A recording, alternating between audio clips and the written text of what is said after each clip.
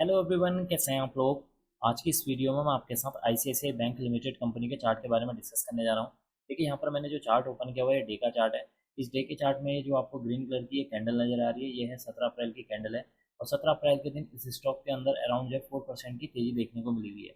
अगर हम इस कैंडल के ओपनिंग प्राइस के बारे में बात करें तो ओपनिंग होती है इसकी 1362 रुपये पर और हाई लगाया है 1408 रुपये 90 पैसे का।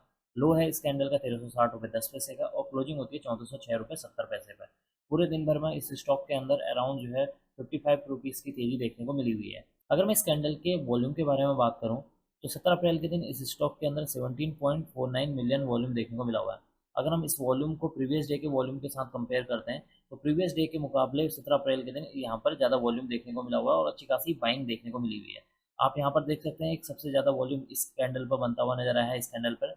बाकी दिन आप देखेंगे यहाँ पर एक एवरेज वॉल्यूम देखने को मिला हुआ है। तो अगर हम 50 डेज एसएमए के बारे में बात करें तो इसका 50 डेज एसएमए निकल कर आ रहा है 1277 रुपये 68 पैसे।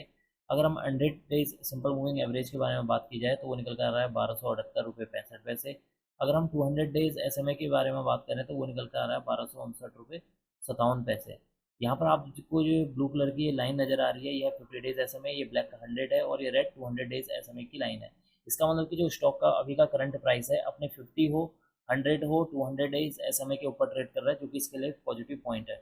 अगर हम यहाँ पर 52 वीक हाई के बारे में बात करें तो स्टॉक का जो 52 वीक हाई है 1408 रुपये 90 पैसे है, यानी कि जो 17 अप्रैल के दिन इसका हाई है इस स्टॉक का वही इसका 52 वीक हाई भी है। लो के बारे में बात करेंगे तो 1051 रुपये 5 पैसे देखने को मिला हुआ है। अगर हम यहाँ पर सपोर्ट के बारे में बात करें तो इसके लिए जो इमीडिएट पहला जो सपोर्ट निकल कर आ रहा है वो है 1340 रुपये 70 पैसे। 1340 रुपये 70 पैसे इसके लिए जो है पहला इमीडिएट सपोर्ट के तौर पर काम करेगा। किसी भी वजह से अगर स्टॉक का प्राइस इसको ब्रेक करता है और नेक्स्ट डे उसके लो को ब्रेक करता है तो नेक्स्ट यहाँ पर जो सपोर्ट देखने को मिल रहा है वो है 1320 रुपये। 1320 रुपये इसके लिए जो दूसरा सपोर्ट के तौर पर काम करेगा। अगर यहाँ पर जो स्टॉक ने इसके जो सेकंड सपोर्ट है उसको भी ब्रेक कर दिया और नेक्स्ट डे उसके लो को भी ब्रेक कर दिया तो नेक्स्ट यहाँ पर जो सपोर्ट देखने को मिल रहा है वो है 1299 रुपये। 1299 रुपये वाला जो ये जोन है ये इसके लिए एक मेजर सपोर्ट के तौर पर काम करेगा। जैसा कि अभी स्टॉक अपने जो है लाइफ टाइम हाई पर ट्रेड कर रहा है तो ऊपर की ओर वो कोई भी यहाँ पर रेजिस्टेंस देखने को नहीं मिल रहा है। अब बात कर लेते हैं कि मंडे के दिन यानी कि 21 अप्रैल के दिन इस स्टॉक के अंदर क्या देखने को मिल सकता है या स्टॉक का प्राइस कहाँ पर ओपन हो सकता है।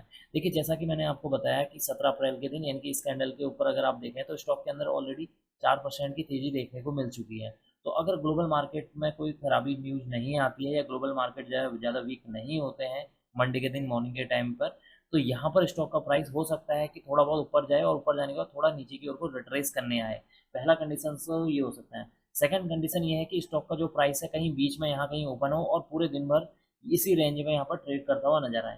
थर्ड ऑप्शन ये हो सकता है कि स्टॉक का प्राइस कहीं अगर ग्लोबल न्यूज कोई बैड ग्लोबल न्यूज आ रही है तो हो सकता है कि यहाँ पर जो है एक गैप डाउन ओपनिंग हो और वहां से स्टॉक का जो प्राइस है इस रेंज में यहाँ कहीं पर ब्रेक करते हुए इसी रेंज में यहाँ पर ट्रेड करता हुआ नजर आए।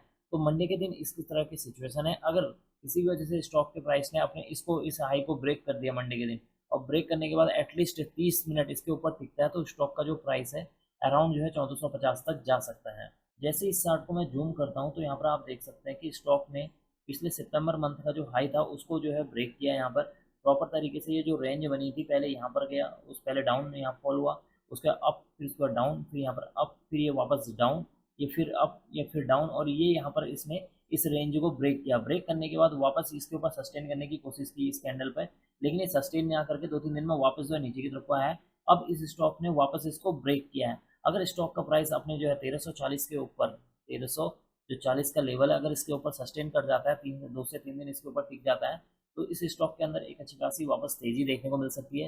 यहाँ पर आप देख सकते हैं 50, 200 और 100 SMA सी के ऊपर जो है स्टॉक का प्राइस ट्रेड कर रहा है। और एक बार मैं आपको इसको मंथली चार्ट में भी दिखा देता हूँ इस चार्ट को। तो जैसे ही हम मंथली चार्ट पर जाते हैं तो मंथली चार्ट पर आपको देखने को मिलेगा कुछ इस तरह का चार्ट। और यहाँ पर आप देखिए जो मैंने यहाँ पर सपोर्ट बना रखा 1298 का, ये इसके लिए एक मेजर सपोर्ट के तौर पर काम करने वाला है। ये वो रेंज है जो इसके लिए मेजर सपोर्ट के तौर पर काम करेगी। किसी भी वजह से अगर स्टॉक का प्राइस इसको ब्रेक करेगा तो फिर स्टॉक का प्राइस अराउंड जो है 1299 तक या आप कह सकते हैं यहाँ तक स्टॉक का प्राइस यहाँ तक इस लेवल तक आ सकता है।